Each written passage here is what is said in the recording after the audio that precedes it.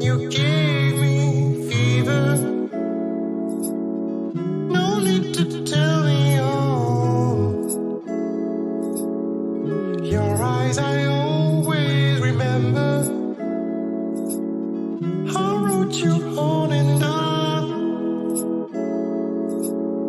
You never gave me an answer. Am I the only one? I didn't know it was over. Take care of you.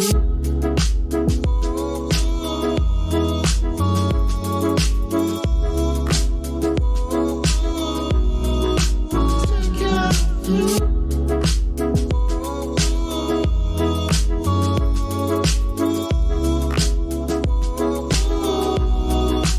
Take care of you.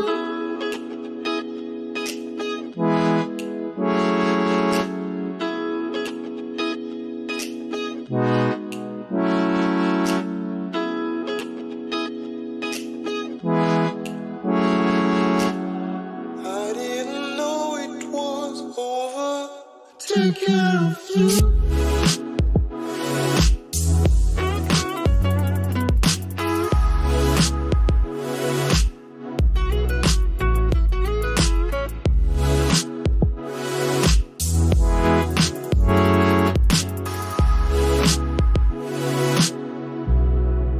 Take care of you.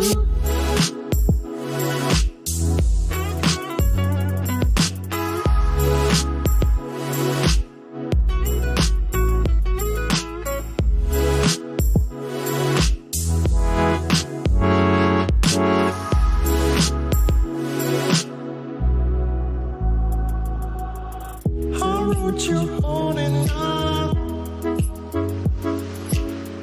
You never gave me an answer. Am I the only one? I didn't know it was over. Take care of you.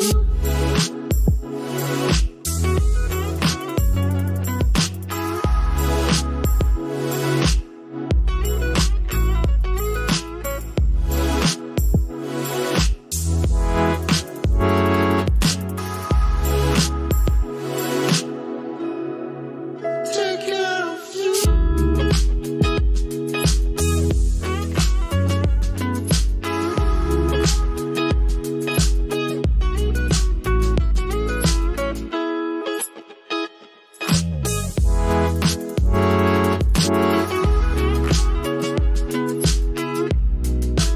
Take care of you.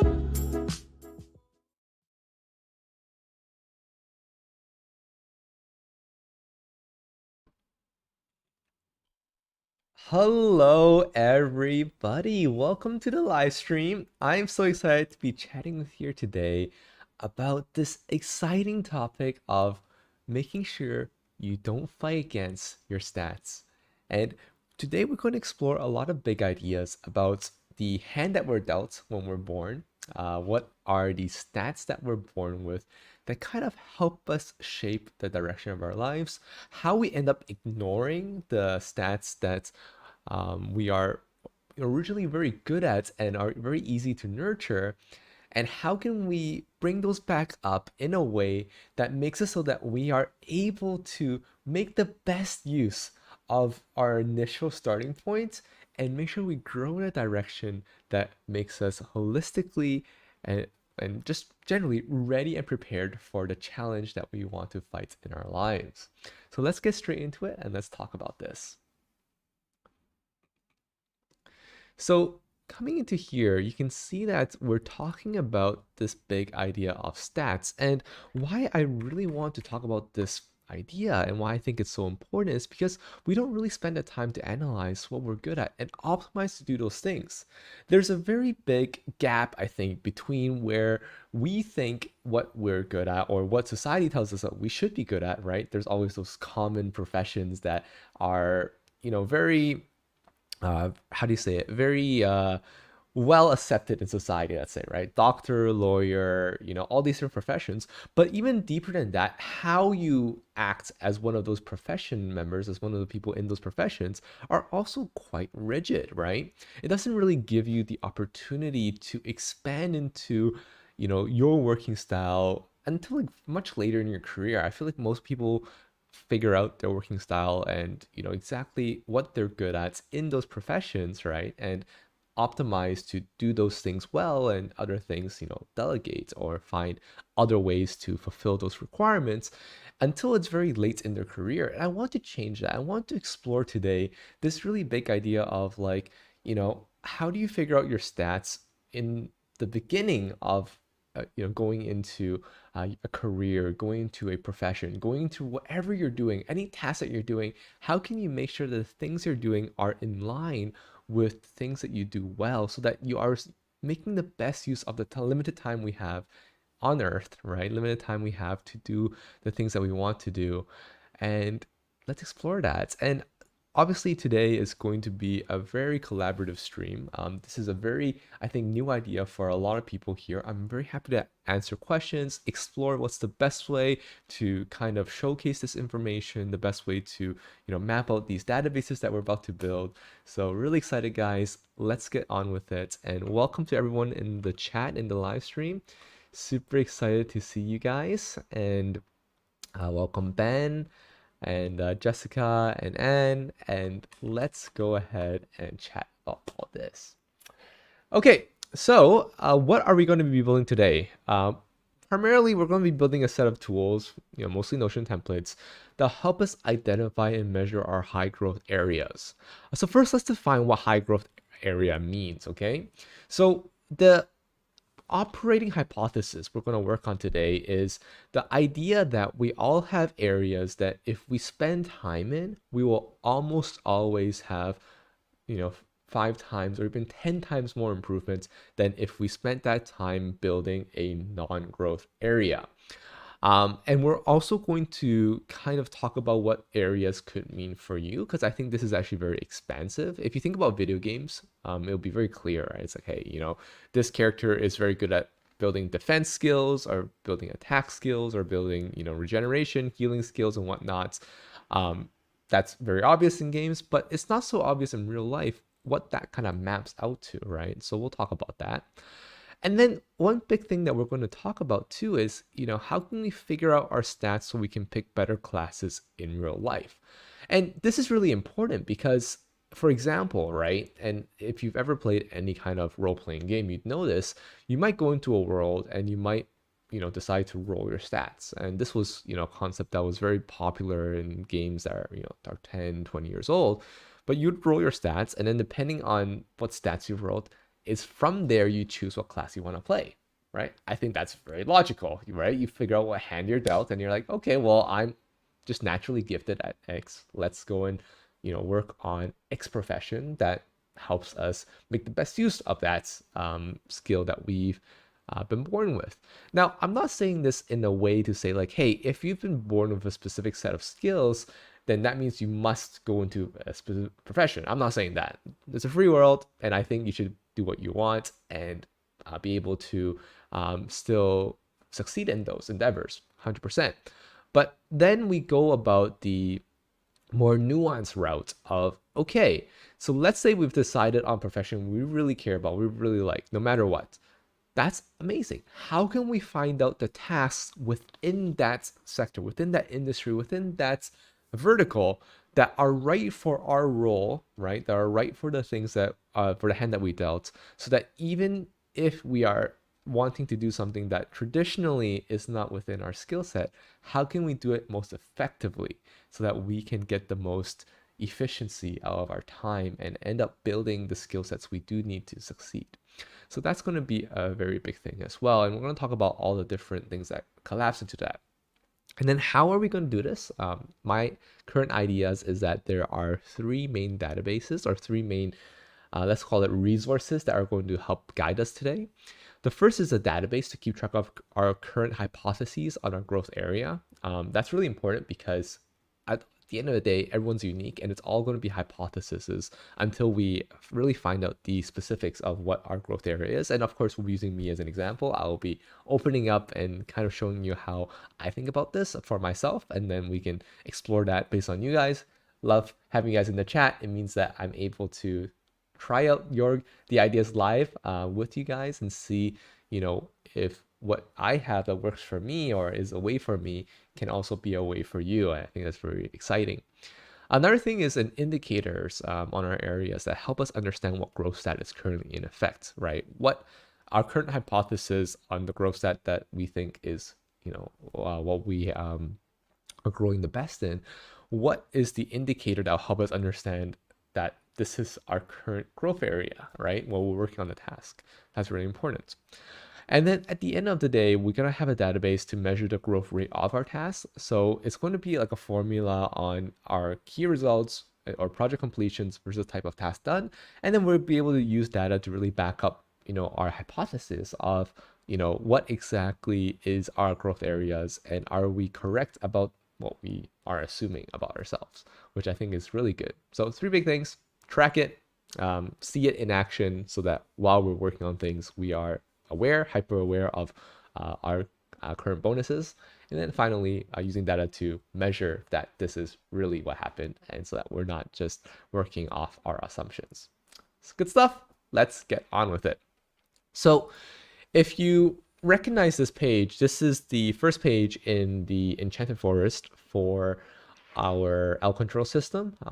And the idea of this page is to help you prepare for your next adventure. This is the first step in the Enchanted Forest, where we're preparing for this new adventure into this unknown space, right? This unknown world, where we're trying to really figure out how are we going to tackle this new area or this new region in our world. Our world has been expanded, again, in terms of the tutorial of our system.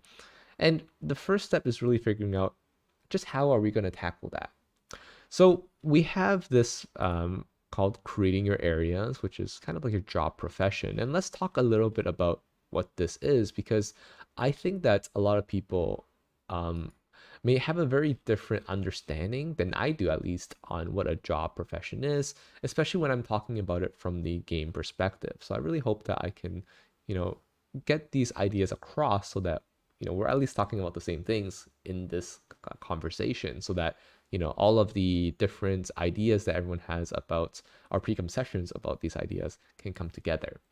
So the first thing is, let's talk about the concept of areas of competence, right? And because I think there's a lot to discover about this.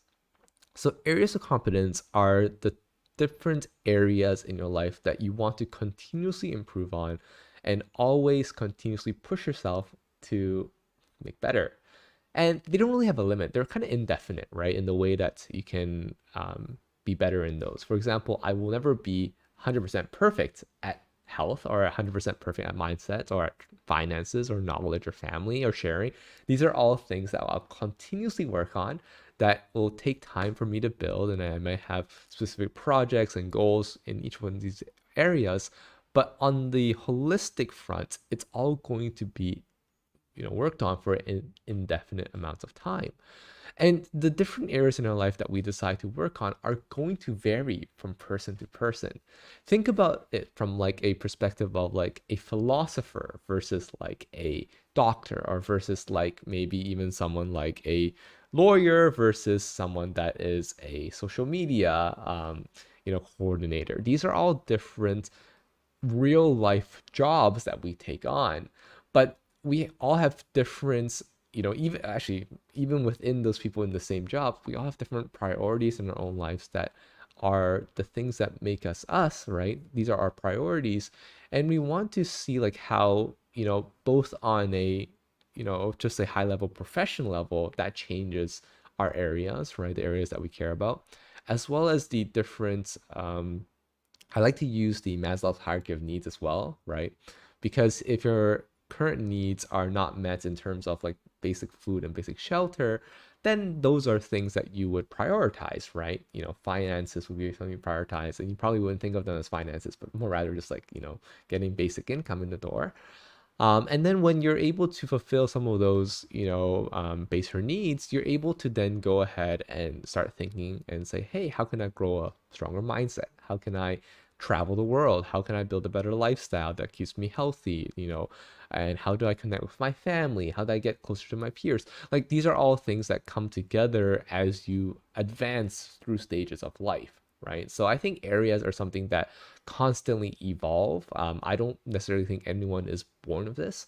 So I think this is something that you need to keep in mind is that areas are something that you define as you go through different stages of your life and not necessarily something you're born in. So when I talk about the hand you're dealt, I'm not talking about areas. Okay, so let's get that very, very clear. Of course, everyone has different areas. And when you're on this stage on the Enchanted Forest, please do keep in mind that you can come up with anything. These are just examples for you here, right? Okay, so great. Let's talk about what's the next thing. We'll talk about profession, okay? And then profession in your character entry. This is something that I think is a very, very good idea. And I want to tell you, I want to guide you on what a profession actually means. So let's talk about a profession for me right now. Right now, I am someone with many hats, right? I run a fintech company. I'm a co-founder there as well as I do operations there. But I also run this community. I also try to make this community the best that it can be. But I wouldn't consider any of my job titles as my profession. I don't think that's the best place for me to start. If it is the best place for you to start, that's great. That's your identity, and that's where you can start from there, right? And then build outwards. And I'll give you an example of how that works too.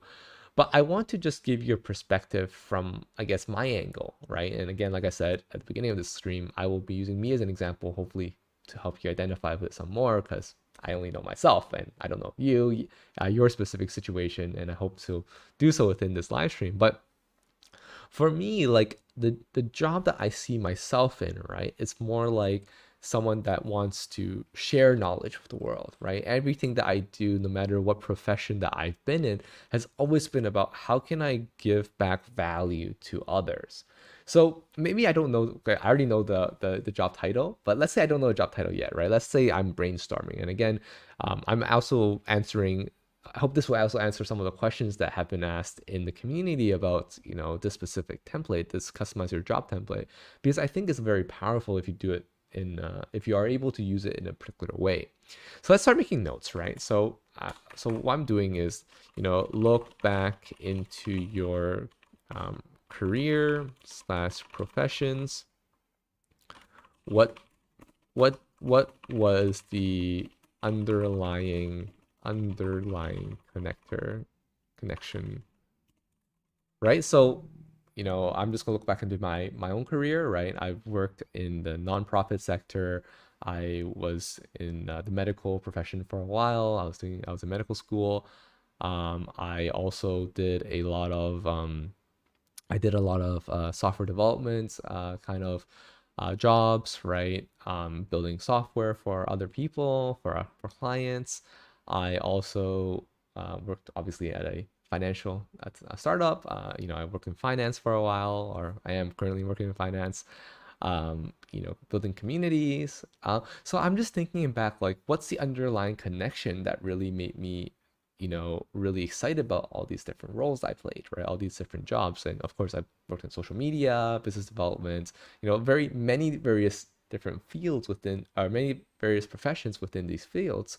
So it's really important for me to figure out, like, hey, within all these different careers, what was the underlying connector? Like, what made everything work? And for me, it was always about, giving back to society in some way, right? Being able to share what I know. So I always had something to do with like content writing, video creation, um, giving back to society was, learning, actually, let's learning something new and then delivering it back, learning something new and then delivering it to others, sharing it what I know. Like that was like really the trends of what I realized that I was doing, right? I always also had some components of leading others, right? So it was I was definitely, early on was managing others and being able to help them, help the wider organization. So like I was really trying to figure out like, what were the underlying things that connected everything. And sometimes it takes looking back. Steve Jobs has a really good quote, you can only connect the dots while looking backwards. And I believe in that a lot, right? If you asked me around 10 years ago, when I was just starting off my career, well, roughly around a decade ago, um, and you asked me like, what did I think I was good at? What did I think I was going to end up doing for the rest of my life? I would have honestly told you like I thought I would be a doctor for the rest of my life. I thought I was going to be in that profession and never change, right? That was something that I originally thought. But now that I'm at this stage in my life, I've realized that there's more that I can do without being a doctor, that I can help others, right? In different ways, especially through the community that we've built here, especially through the knowledge that we're sharing to the world, especially through the ways that we take action on the things that we've learned, right? And the community that we've built around all these ideas to support each other. These are really, really cool ways that are helping people at scale, way more so than if I were seeing one patient at a time. So this is something that I learned now, right? Like in these recent years, not something I would have seen 10 years ago, right? So these are all the things that, come together as you map it out. And obviously, if you think about it, like if when I was a student, I would have put something like, doctor as this job. But now I know a bit better about myself and I would put something different. So I want to kind of just give you that perspective, right? It's like you want to look back at the underlying connections. But what's more than that is you also want to look at the different strengths and weaknesses that you've brought into those professions. Because I think that's really important, right? You have the ability to kind of identify what you've been good at over the course of the years of your life and also what your weaknesses were. And I think it's fine to be able to map out your strengths and weaknesses, because only being able to kind of be honest about what you're good at and what you're not is how you can improve. And I'm not saying these weaknesses, like whatever slow growth stat we end up putting down, is going to be slow forever. We just want to be clear that it's something slow that we can potentially work on, right? Or something that we're slow so that we can potentially even delegate out, or I'm not to say avoid, because I think avoidance is a wrong word here, but rather just make better use of your time. And I think there's nothing wrong with that. So let's talk about the strengths and weaknesses. And if you guys have any questions and you guys are lost at any stage, let me know, right? A lot of this is theory, and I'm trying to go as slow as I can to kind of give you guys a good understanding. But if you have any questions already, just feel free to type it out and I'll answer those. But really what we're doing here is diving down, going deep, asking the right questions so that we can slowly isolate down to what is a high growth stat for us and what is a not so high growth stat for us, right? Or at least neutral stats. Okay, so strengths for me, right? And again, I'm just going to open up a little bit and just share, where I see myself, is that for me, it's always about, how can I, what is something that gives me passion, right? My strength is passion for sure. When I have passion in a project I'm working on, in anything I'm doing, I usually do it 10 times better. So passion is a really, really big thing for me. So passion is about being able to, put your all into something. So for me, understanding that a lot of my strength comes from having passion is really important, right? Because then I have to then realize that, okay, so the things that I don't have passion for, I do probably less, not as good. So how do I spark passion in everything I do? That becomes a question for me, right? Those are follow-up questions. So, if passion is definitely a strength of mine. Another strength of mine, and by the way, like I know a lot of like resumes, you would put a lot of these, different, I guess the word isn't really clickbaity, but like, the buzzwords in your industry, right? You would put as your strengths. I want you to kind of look away from that, but more like really what are your true strengths, right? What are the true strengths that, that drive you into doing like a good job on the things that you do? Okay, so for me, another strength is being able to collaborate, right? I love collaborating with others so that we can build something bigger, right? So my whole thing is always about like, how can we help each other work together, right? That's something that I think is a high growth. And if I'm ever working on something that has a collaboration element to it, I will do it 10 times better. I already know this. This is something I figured out, right? And I think it's really, really good. Another thing is, figuring out what is the what are other components that make it like really really easy for you to work or really easy to get into something. And for me, like, it's building. If I can build something, building something new, right? Or just building, it doesn't have to be something new, that's what I realized recently, but just let's just call it about building, right? Like if I'm creating something, I'm usually very excited about it. I'm usually very eager to do it, and I can spend hours and hours, which is why I've been spending so much time over the weekends building the Code Street Family Connection, right? It's something that I really, really enjoy. So I think that's something that is really cool. The other thing about, being able to kind of map these out is you can kind of see like the trends that brought you here. Like, for example, a lot of times when we kind of look back into our life, and I like doing this experience quite often because I like to kind of see like, especially when I'm trying to plan out my next steps in my life, I want to kind of see like how it's kind of shaped, right? Where it's kind of going. So we talked about three, different components, and I can put more, but I just want to give you guys a sample of how I'm thinking about this. But again, it's about I'm seeing like my own self-reported, obviously, right, strengths, and later on we'll kind of see how data plays a role in this. But we go about this seeing that, hey, these are our strengths right now. Great, but what are our weaknesses? What are the different things that we recognize that we kind of shy away from, that we feel like really suck, and it's the things that we don't do as well, or we kind of avoid, and all those kind of things. And I think, again, opening up a little bit here, probably a weakness of mine is, if I was being honest, it has something to do with like the how do I say it, like it's, oh, I'll just type it out and then we'll see where we go from this, right? But anything that has to do with like that has to do with like a deep level of like taking responsibility for other people kind of for things that they should be being responsible for is very tough for me. I think that's something that is super tough for me, and I think it should be tough for everyone too. Don't get me wrong. I don't think anyone should be taking over responsibilities that other people have, but like it's very tough for me to kind of see like, hey, these are the things that we all have to do, and then these are the things that each person has to do for their specific you know for this specific space. But like being able to convince them of that is like super super tough for me, right? Because I feel like a lot of times that what they want to pursue is up to them, right? And for me to force that on them is very very hard. So for me, like a way to come around that is, how can I go about and find people that from the very beginning understand each other and want to work together to get things done.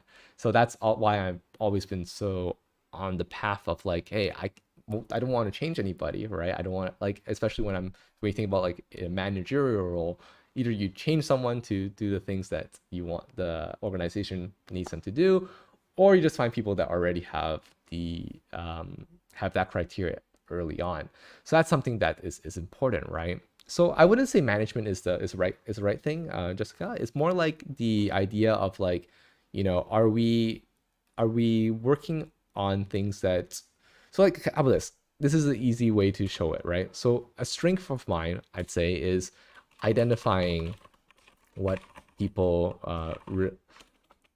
understanding, I guess, understanding what others needs are, right?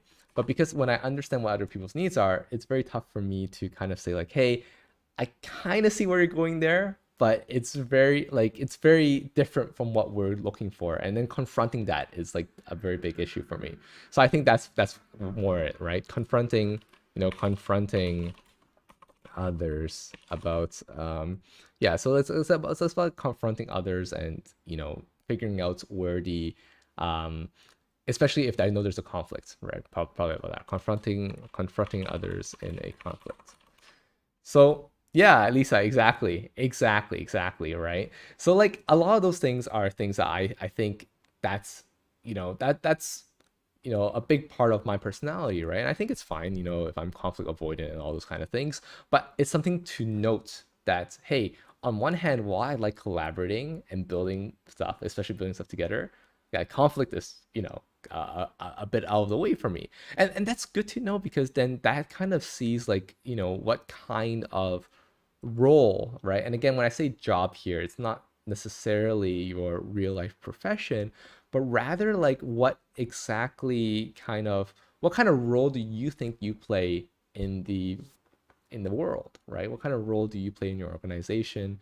And again, I mean, just being honest, right? So my role in my organizations that I end up participating in ends up always being like a mediator kind of role. I mediate, if I because I know what understand, but then when the conflict escalates, it's hands off for me, and then someone else steps in, an HR or another manager or whatever, because I don't want to get in that escalation. That's not something, a screaming match is not what I want to be in, right? If I can solve that problem before that, that's where I'm at. But if the problem has already escalated to a deeper stage of conflict, that's something I'm not able to particularly be effective in. So that's a good way to see that, right? And obviously, you can always say like your opposite of your strengths is your weakness. So if I don't have passion in something, I don't do it so well. I probably even do it negatively well, right? Because I'm just not motivated, and I know that I can't do it well. So then I end up, just procrastinating on it. So that's very important too, right? So maybe another weakness I'll be honest about is if it's not interesting, right? I don't I don't do it so well. So I think that's really important. If it's not interesting, if I don't, it doesn't have intention, right? If it's okay, I think it's perfect. If the task is not an intentional one, I will not do it well and avoid it. And again, I think that is tough to say, especially for a lot of people, because a lot of people are doing a lot of tasks that are like not very intentional, at least not from their perspective, right? No one's telling them exactly why they're doing this. No one's really telling them, why it's important, and they just have to do it. And that's a part of life, right? In some professions, you just do what your boss does. But for me, particularly, and why I do so well in entrepreneurship is because if I don't really know the reasons why we're doing it, and why it's going to help or benefit, the organization, benefit the employees, benefit each other, benefit the world, it's very tough for me to get involved and get excited by that task. And at the same time, right, you have to like you have to have some level of interest in the task as well, I think, to be good at it. So that's where it kind of comes. And again, I will be very honest, like I think to a lot of people, we don't have the luxury, right? You don't, or at least you feel like you don't have the luxury to be able to grasp this idea of, oh, I only want to do the things I want to do. But it's not really that too, right? It's not really on that level of like, if it's not something that I want to do, I want to do it. But it's more like I want to understand the impact of what this makes, and how, because I come into every role of a particular set of skills, and so does everybody, right? So wouldn't the best way to be is to use the skills that I come in with to do the job the best way I can, so that we can have the best results, right? So those are things that I think about, and I think everyone should think about a little bit, right? To be able to maximize your utility for the role that you're given, because you got hired for a reason, I think, anyway. But anyways, enough, talking about that. Like, so please, everyone, try to think about yours as well, right? Try to think about your strengths or weaknesses. And then lastly, this idea of features and traits, right? This feature and traits is, how do you really go about approaching problems? And if you've ever played any like Dungeons and Dragons game, or like, I played a Fate core system for these kind of tabletop role-playing games. But like all of these different role-playing games, when you start your character, there's a really cool mechanic that I want to share with you guys, especially if you guys haven't played these games before. But it's about like there's always this I don't really know the best way to describe it. I'm going to try to use terminology that everyone understands instead of just game specific terminology. But the terminology here is more like, the idea here is more like when you have these, tabletop RPGs, they're generally trying to make this complex like character building thing into something very simple that works in a game setting, right? Because a character can have so much nuance. Character, especially someone like yourself right now watching this live stream, can be so different, right? And can be so dynamic in the way that you present yourself, in the way that you will behave in a situation, that there's just so much variance that can happen if you're playing a game like any tabletop RPG. Like, and if the game master has to really calculate or ask you exactly what you're going to be doing in every single situation, and and approving or disapproving your actions in any ways, they need something to base that off of. So whenever you start a new character, whenever you start a character in these kind of games, you always come up with like a trait, and these traits will essentially dictate how the game master can kind of predict how you will behave in a certain situation and kind of make events around that. So in the same thing, and this is going to be very clear in a second if you've been lost during this explanation, but in the same way, I want you to think about like what are your basic behaviors that will essentially make you operate when you are in autopilot mode, right? In autopilot mode, meaning that if a situation is happening, alarm bells are ringing in your head, what is the first thing you will do in that situation? And I think it's always good to think about crises, right? Like in a crisis, like how do you handle a crisis and how do you kind of, develop from there? And how do you make sure that the problem is solved? That's how I think about features and traits, right? And of course, you can change it differently. But like when I think about, traditional like people when they talk about like traits or features, it's like, oh, hasty. Like if you ever play Pokemon, by the way, Pokemon is like probably the best thing you can use as an example, right? You have Pokemon natures, right, which are like, hasty, quirky.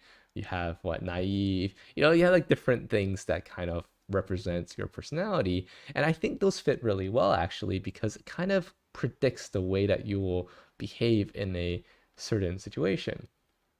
And by the way, the power of being able to visualize yourself as a character is something that I cannot overemphasize, because when you can see yourself as a character that's playing a game, you're able to actually see yourself as someone worth helping, because you're abstracting yourself away from your character, right? If you think about any of those games that you may play that involves raising like, a village or something like that, or raising a character, even raising any character, you spend a lot of time building up those stats, understanding what your character is good at and not good at, and then trying to make that character better. So my whole thing is here is that I want to bring that to your real life. I want to bring that to you as the person you are today, and then ensuring that you have a really good perspective on like where the heck you are in terms of your growth journey, right? The profession you're on, the role that you take in your own life as well as other people's lives, and how can you optimize all these different things to come together. So so I'm just gonna put something simple here for me as a trait. I think for me is like, I'll always go into something with confidence, right? I think that's something that's very important for me. I'll always go for an approach that helps everybody, an empathetic approach, right? Empathetic.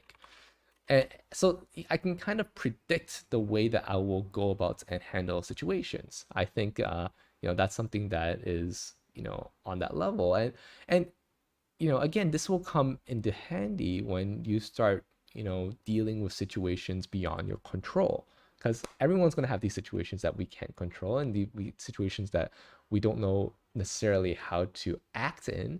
So it's really important for us to have these kind of mapped down and always changing. This is what I'm going to talk about next, because these are the things that you need to keep in mind, that this is always dynamic and fluid, and you as a person will continuously grow. And what I wrote here may change tomorrow, right? It really might.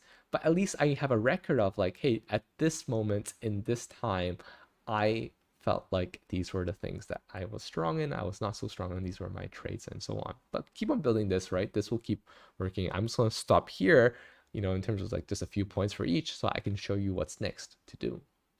Okay, so now that we have all these kind of mapped out, then we need to start naming our job. And, sometimes it might be really easy, sometimes it might be harder, but I want you to use whatever job identity works the best with you. And for people who have already played role-playing games before, it may be something that's very obvious to you. You might use something that you identify with from a video game.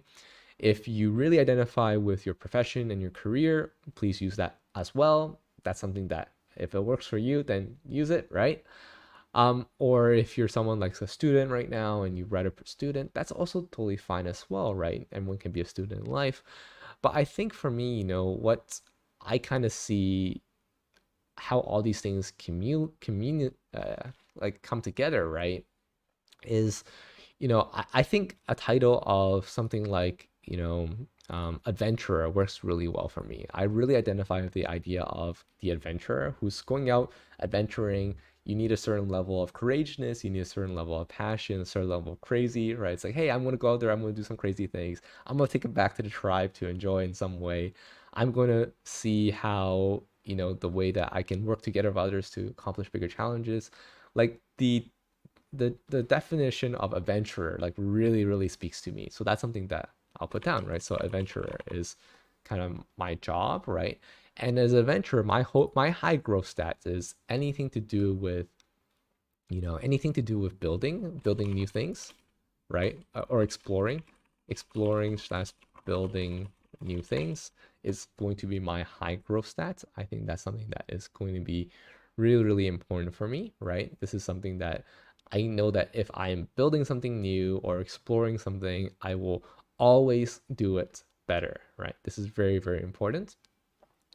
And then something that I think is going to be a slow growth stat for me, right? Something that I already know, you know, anything that I work on, any task I work on, like what will be the thing that I do the slowest, right? And obviously I can use data to look back. Again, we'll show you that in a sec.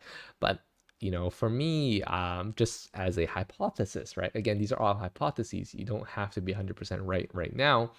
But as a hypothesis right now, for me is, a slow growth stat would probably be something about like, about, you know, dealing with conflicts, right? Something that is, interpersonal conflicts. So anything to do with interpersonal conflicts, I already know. I need warning bells in my head. Someone needs to come in, step in and help with this. Or I need to be more mindful about how I'm going to approach this because I'm probably going to approach this in a very avoidant manner. Like alarm bells just need to be ringing for me whenever anything interpersonal, any conflict kind of comes along, which I think is great. That's important. And actually, if you think about an adventurer, right? Again, why I like putting myself in this mindset and seeing like I think most adventurers end up going out to explore more because they end up like because not to say they work well solo, and I don't think that's true at all, but I think they end up, going out there and having that adventure. Maybe, just maybe, there's something they're trying to avoid back home. I don't know, right? I'm just thinking that at least when I think of like a traditional adventure in terms of those games, like there's usually some big conflicts happening in their homeland, and they're out there adventuring to solve that conflict. So I think that's interesting.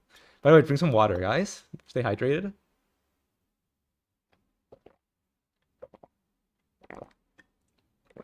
And for people with like multiple hats, like Lisa, I really recommend you, um, just list all of those things down in one page, because again, I thought I had multiple hats. Like honestly speaking, if I look back at my career, I talked about, right?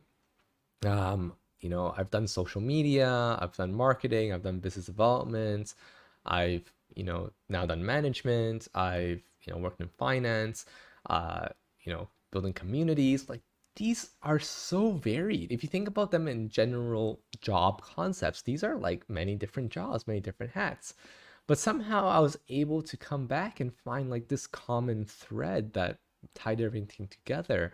And I think that's really important because this is how you can see everything, coming to a point in your life and giving you the power really to see what's next for you, right? Now that I know adventurer is the thing that really works for me, if I see any new opportunity in my career or in my, in my walk of life to be more adventurous, I'll take that, right? Because I know that's something I'll do well versus something that, involves me not being an adventurer. Well, obviously not, I won't do so well and I won't pursue that.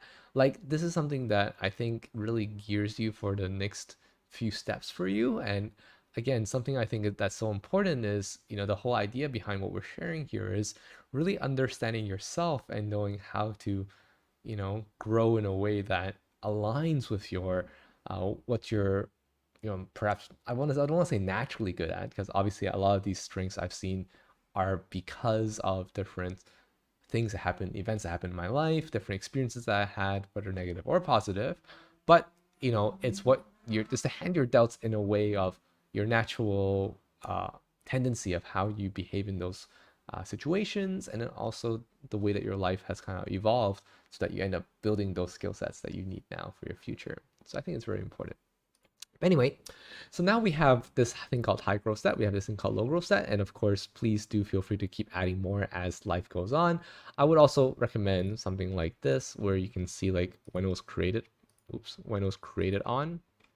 So we can see this is our created on.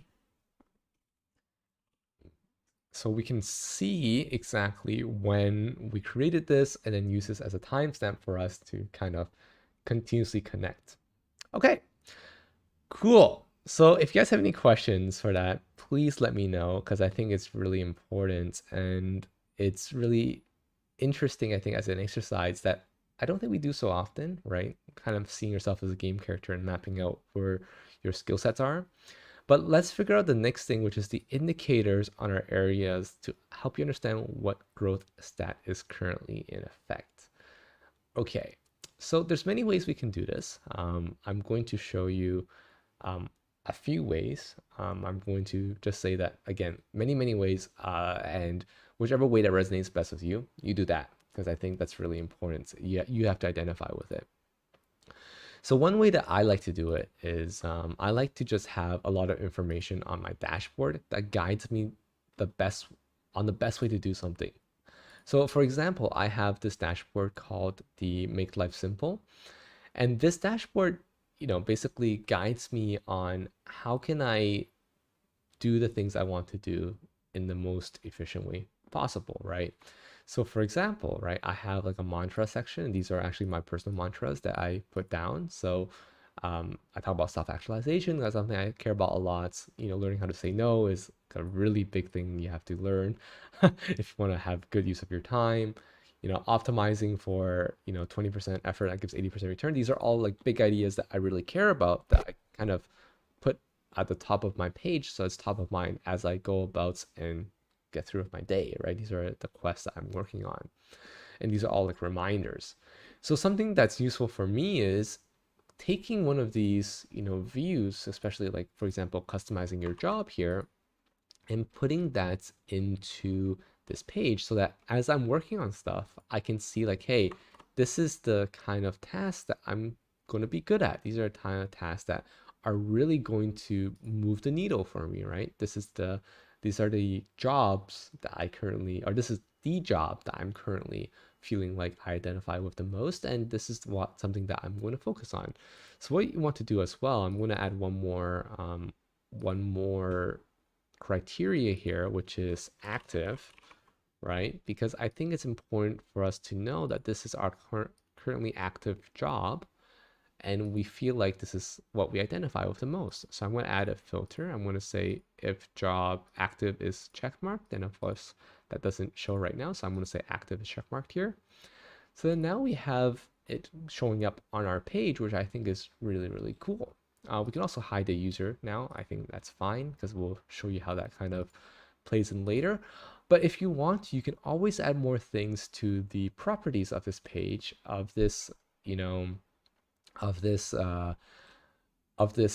I guess, the properties are in the columns that kind of make up this adventure that you need reminders on as you go through your day. I think that's really important, right? Anything else you want to remind yourself of, your tendencies, of your strengths, weaknesses, it's important to put here, so that when those situations happen, we have kind of like, an idea of exactly like, hey, these are the things that end up being, that end up changing my perspective on each one of the tasks that I'm working on.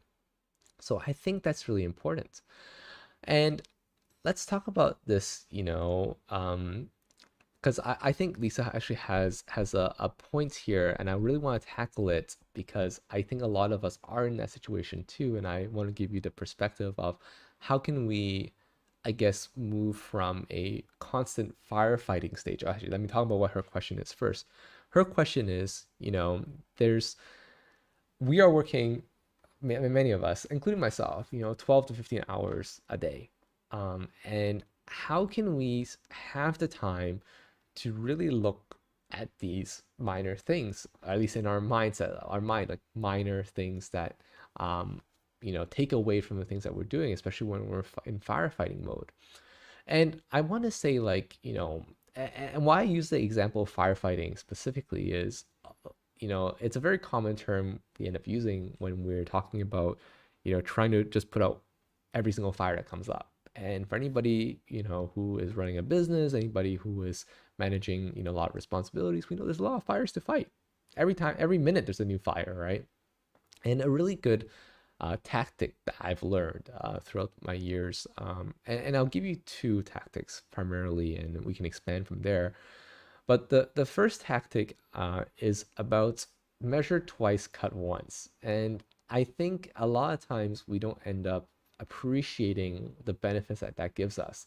For all the firefighting a firefighter does, like I'm talking about like a real firefighter now, there's a lot of intention that went into like, hey, we've installed fire hydrants in front of every, business and in front of every building, so that when a firefighter comes, there's, a water source if the fire truck doesn't have enough water. There's procedures and training that the firefighter went through to make sure that they are able to do their job right. There's drills that the firefighter still goes through, even though they're currently always busy. There's still drills that they do. And the reason why they're able to have this measure twice, cut once philosophy is because they know that they'll be 10 times more effective doing their task if they are well prepared for it. And I think a lot of times we end up missing the point for that. And I'm just speaking on myself for this matter, right? Because I want to make sure I'm speaking on myself. But there was a time in my life where I was like, okay, well, I don't have time to do all these things. I don't have time. I don't have time. I kept telling myself I don't have time to, plan, to, and I'm so tired at the end of the day. I just want to sleep and then to the tomorrow do the thing again. But what I didn't realize was I wasn't necessarily giving myself the right time and um, the right planning to do the things right. So that I ended up making a lot of mistakes. I ended up doing a lot of things inefficiently. I ended up making my own job harder for myself because I wasn't spending the time to plan it properly out. I ended up having to redo a lot of projects. Like there's a lot there that happened, to make my life so busy the way that it was. And a lot of it was my own doing. And it was very tough for me to accept that. I want to be very clear. This is not a easy realization and it's not a kind realization, right? You end up feeling a bit stupid, you end up feeling a bit bad about yourself. But here's where I want you to stop and not think of it as a negative thing, right? But rather think of it as experience. You've done all these things perhaps in a less optimal way. Great. Now you know what's not optimal and let's figure out what's optimal, right? So it's all about having the perspective to see that one, there's these things that we could do better in, right? That ends up saving us time. But the second thing I want to put and bring across to you guys is there's always going to be a fire. Like I think I got this advice from a senior developer. I think he was working at Adobe and then he moved to Google and now he's at Facebook. But anyway, very seasoned developer. He's been working in this field for a long time. And something that, that he passed on to me that I thought was really interesting was like, when he first started as a developer, um, whenever there was like a crisis, right? And I think his first job wasn't at Adobe, it was at like smaller companies where he had a bit more responsibilities. But whenever there's a crisis, like he'd be very jittery, he'd be on call if there's a 3 a.m. outage. He works earlier on as like, a system administrator and things like that. So like, when things are going wrong and, servers are down and stuff like that, he was like very antsy, like, he always like, what's the next thing that's going to go wrong? And then he was always in like problem solving mode, which stressed him out a lot. And he wasn't able to grow in those like, 5 years of his life when he spent, in that state, because it was all about like, what fire am I going to put out next? Career advancement was a bit slow for him at a time, and then he wasn't able to, really grow. But then one day he had like an epiphany, and the epiphany was that like there's always a fire, It's what fire do I want to fight right now, right? What is the highest priority fire? What fires are okay to keep kind of blazing there for a little bit? And what fires are good to kind of stoke the flame a little bit even as well, right? Because if you ever go like, camping, or you know that there's opportunities where actually the camping isn't the right thing. Maybe I can use the example of like, firefighting itself, right? Sometimes you want to set like intentional forest fires, control fires, because they end up preparing the environment so that the wildfire that comes, that the fire that comes, unintentionally, right? Unintended fire doesn't end up burning the entire forest down. We saw that in California, right? As an example, right? So a lot of strategies I think are a bit counterintuitive, but I think the baseline of what I'm trying to say here is that the fires that you're fighting don't necessarily always have to be put out right away.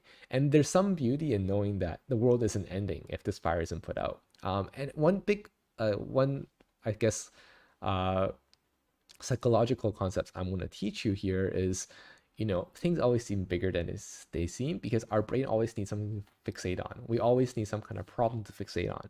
And because we have this tendency to fixate on problems, even if there are no problems, we are going to come up with problems as well. And we're going to prioritize them and make them think there are huge things.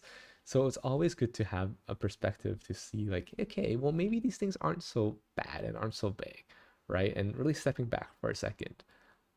My strategy for this generally is I ask someone else. I'm like, hey, someone that has no emotional ties, right, to the problem I'm trying to solve. It's like, hey, this is something I'm dealing with.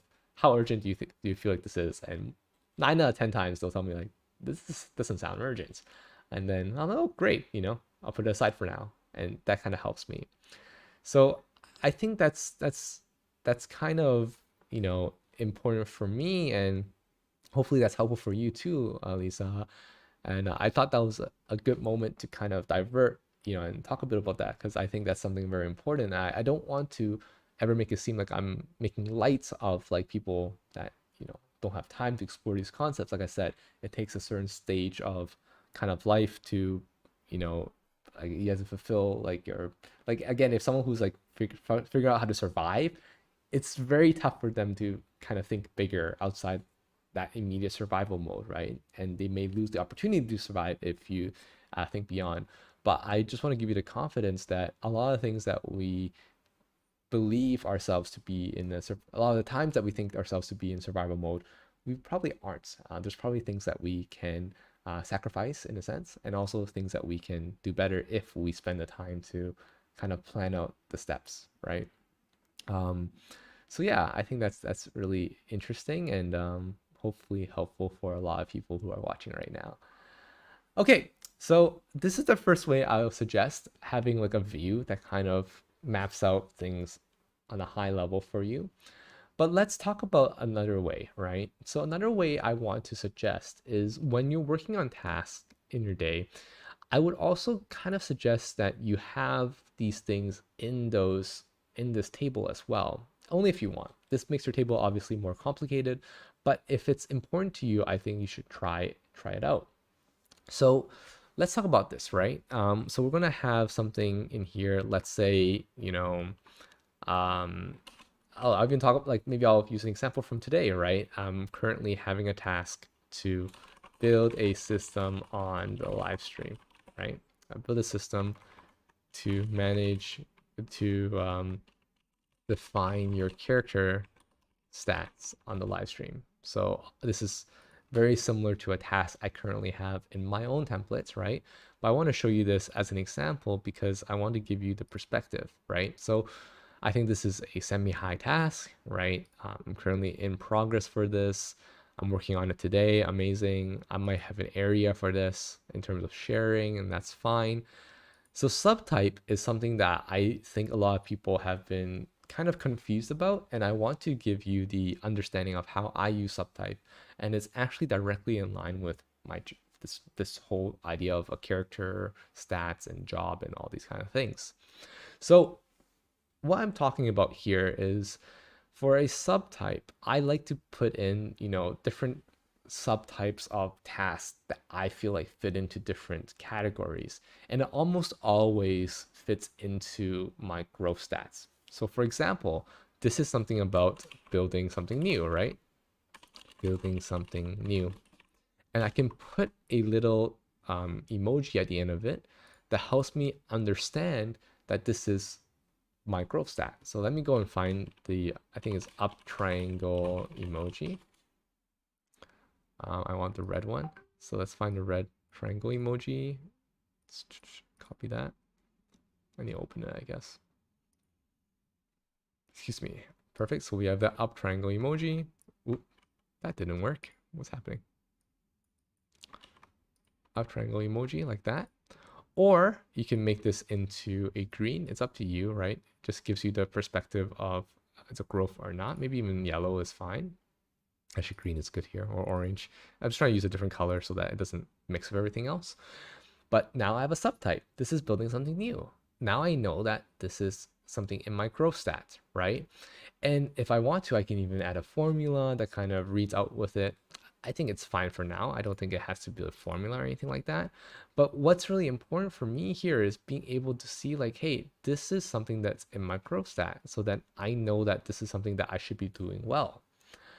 Alternatively, right? Or it's not alternative, but like this is how you can kind of compare this into something else that you're able to work that you could work on but isn't in your growth stats. So for example, I might have a task that says, that I've been putting off for a long time and I'm like, why am I putting this off, right? Well, it's because my growth stat actually tells me that it's predicting that I will put it off.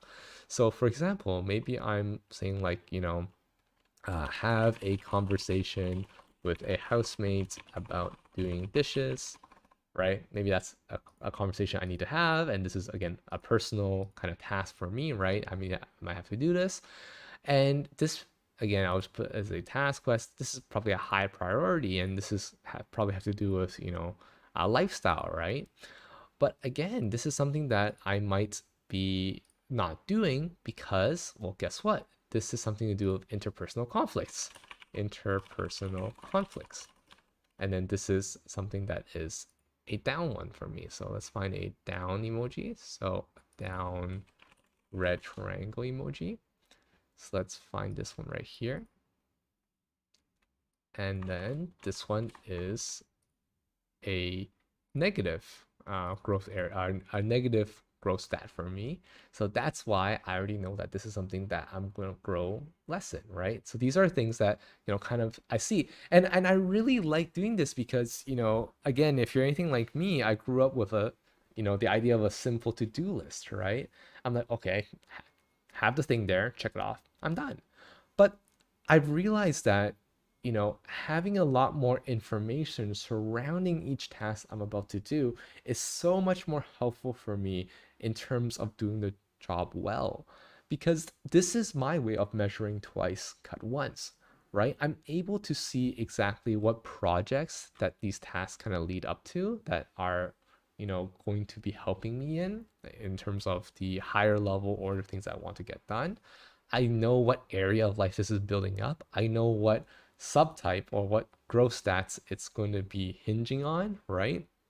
I know when I should do it by. I know the impact of this task on my life in general and also on the projects and the goals I might have that relate to this item, type of task it is, the status. This information really helps make me see exactly the best way I should be handling each item that's on my list. And the best part of all is that it doesn't take that much time after the system's already set up.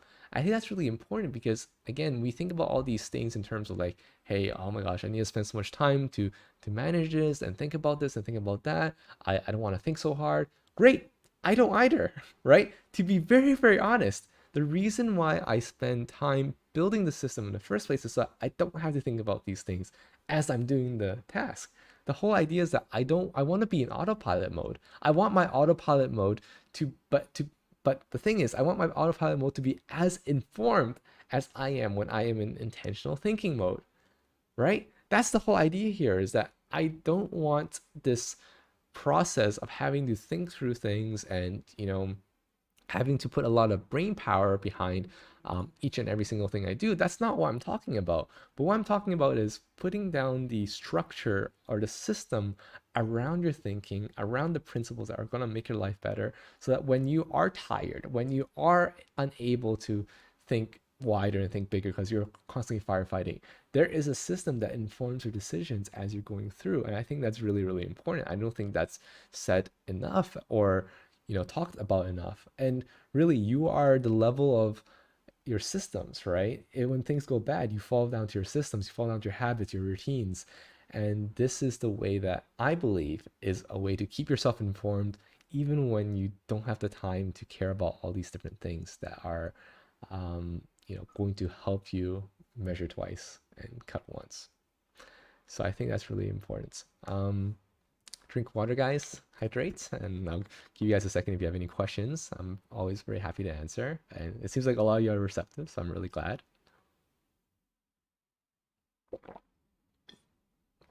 And yeah, John, templates coming end of this month, so be excited. This is going to be one of the big improvements to the templates, and there's even more to come actually. There's going to be a really nice questionnaire that's going to help everyone kind of understand the kind of direction and probably ask better questions as well.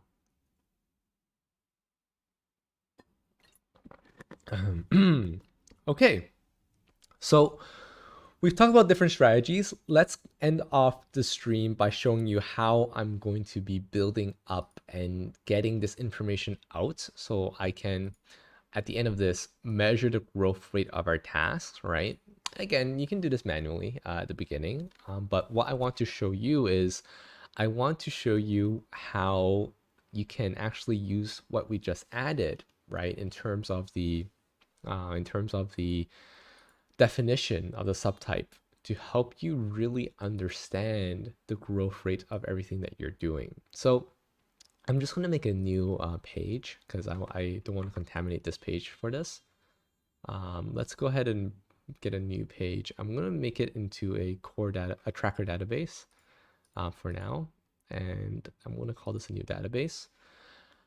And I'm just going to kind of make this simple, but I do want to give you just the idea. I obviously will build this more out throughout the next few weeks before we launch the template. But I want to show you kind of how I think about this because I think it's really, really cool. And if you ever want to learn how to draw statistics from your system in any given way, this is how you do it. And you can do it within 5 minutes. And I'm actually going to time myself from now 5 minutes. Hopefully we can show you exactly how it works. Okay.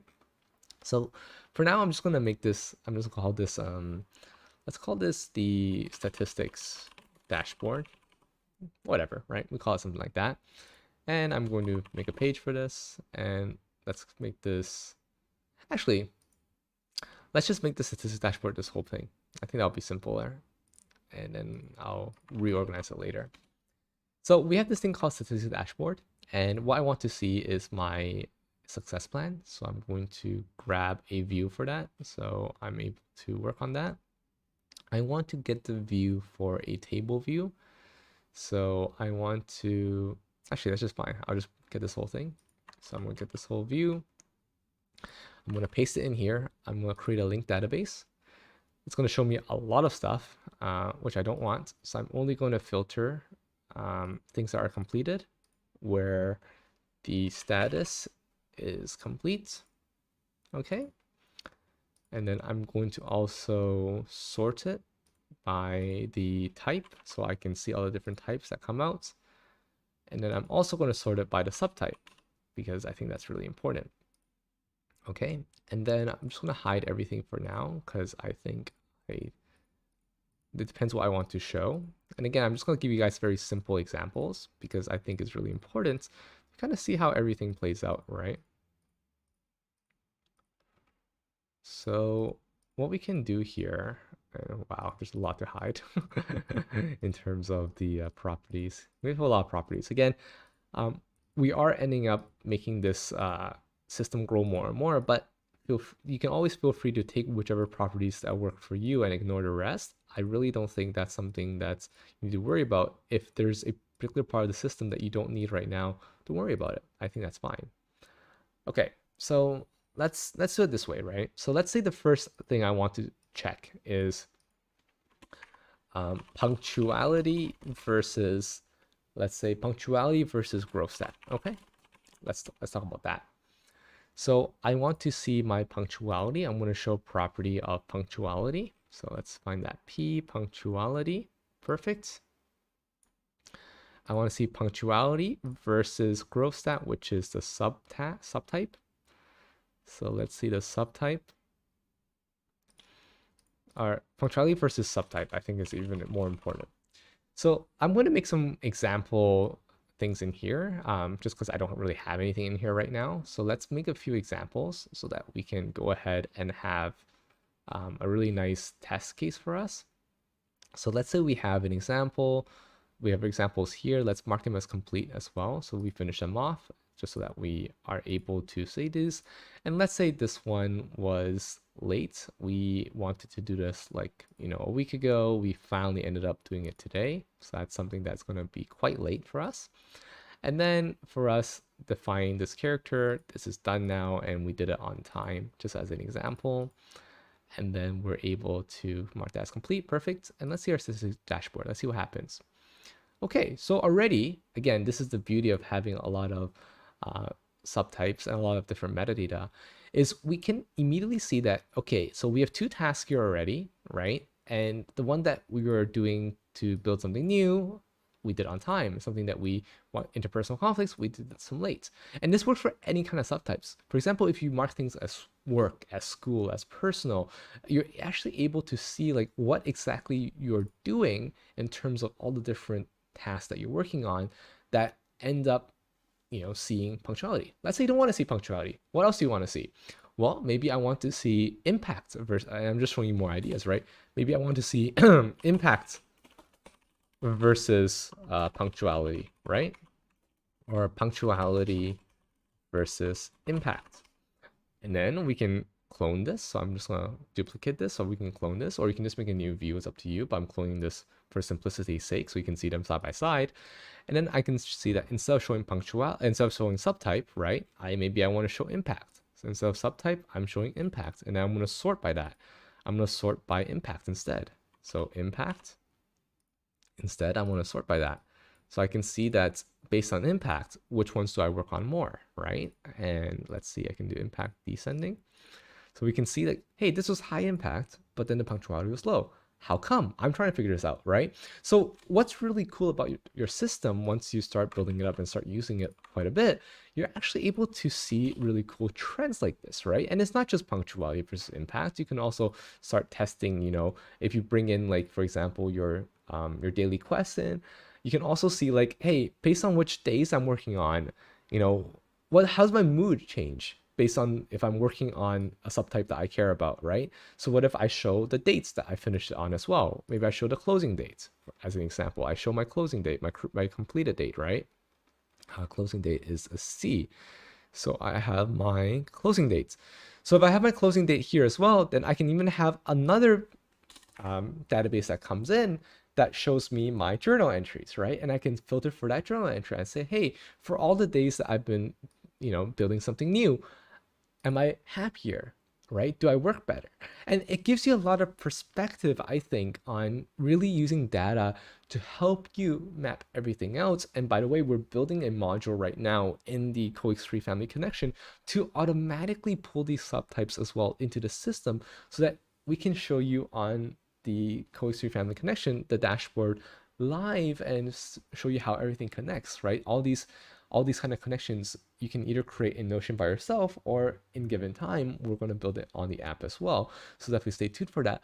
But the whole idea here is to give you a really fresh perspective on the things that you do well, right? Seeing yourself as a game character that you can grow, take care of, and improve.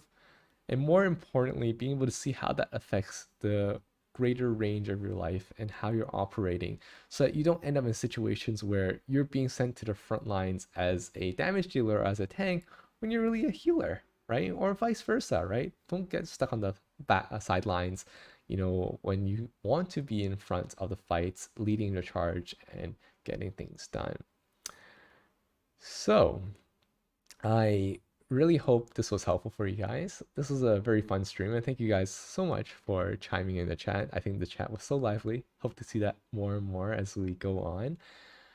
If you guys have any more questions about this, this is an active templates in progress as we continue developing more and building more of the system. Again, as I mentioned as well, we're going to be building this in the app as well. So if you want to talk more about this, feel free to chat in our community. Inside the Great Hall is always a great place. If you have questions about this, and we can continue the discussion there. But thank you guys so much for joining. Hope it was helpful, and have a wonderful, wonderful